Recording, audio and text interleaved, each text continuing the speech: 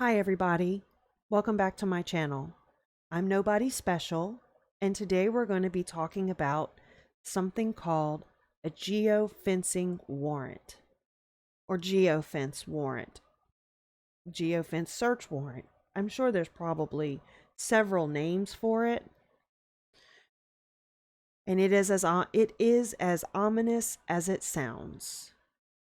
So, you may be asking yourself, what exactly is a geofence warrant? And is it something I should be concerned about? The answer is yes. Yes, you should be very concerned about this. So, a geofencing warrant is something that law enforcement can present to a company that collects cell phone data, cell phone location data, that corresponds with a particular date and time, probably when a crime was committed. And so this company will turn this data over to the law enforcement, and they'll sift through it and use context clues and, cross match information and hone in on a criminal. Now, I know what you're thinking because I thought the same thing. I was like, well, they're not going to arrest someone just based off of that. There's going to have to be other circumstances involved. And of course, all of those circumstances would have to be spot on for them to arrest someone.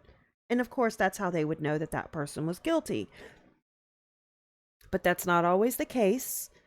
An example that I stumbled upon was a case where a man by the name of Jorge Molina was arrested.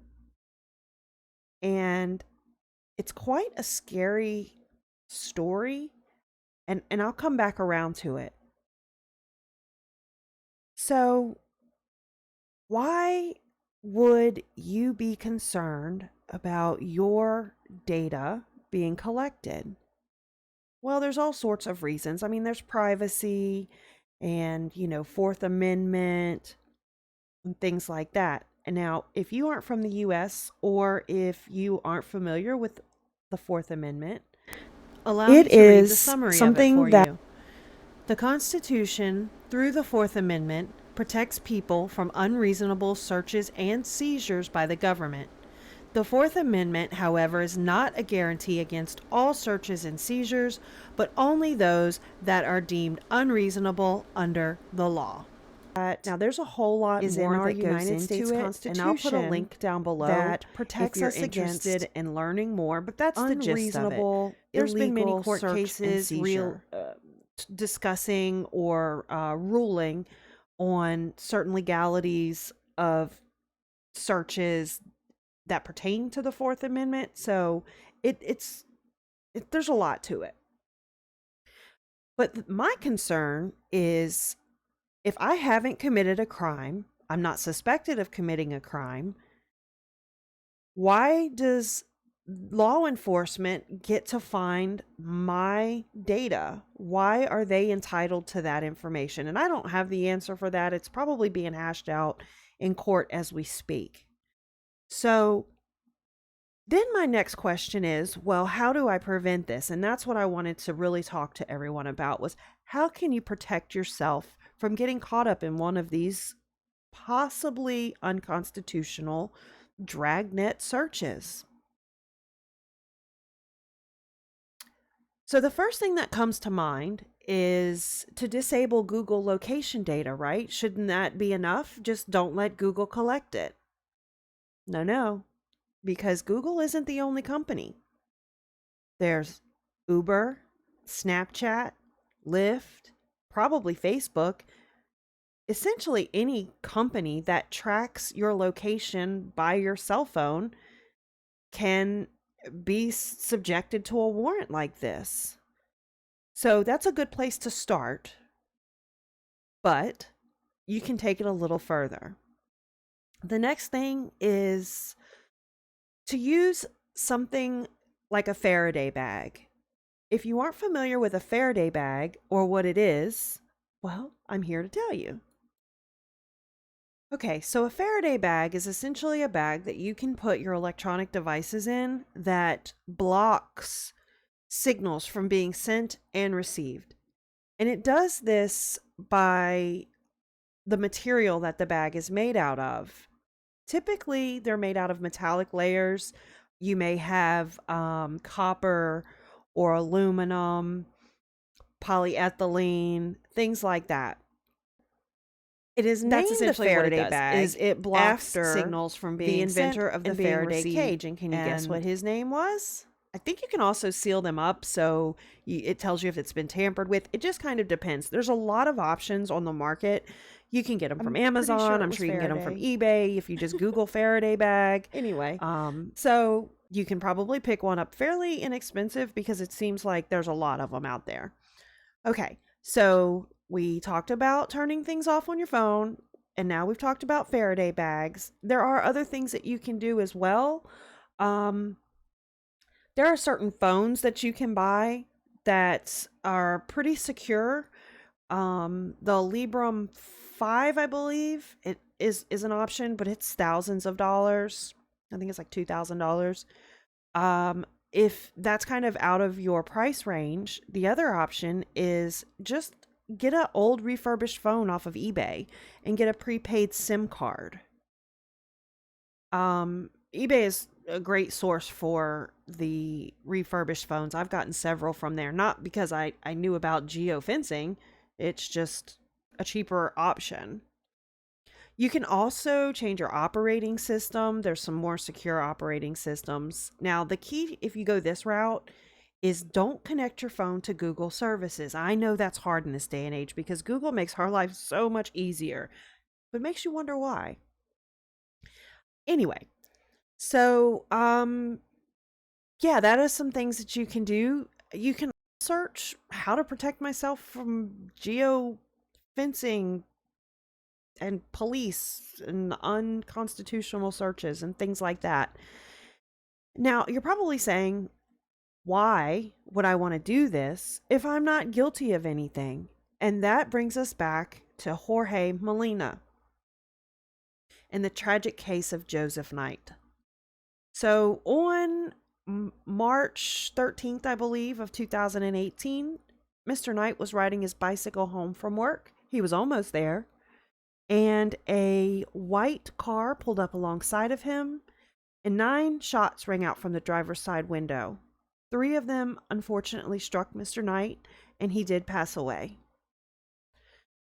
The police did have some grainy CCTV footage, but it didn't really show anything. No license plate, no driver identification abilities or anything like that.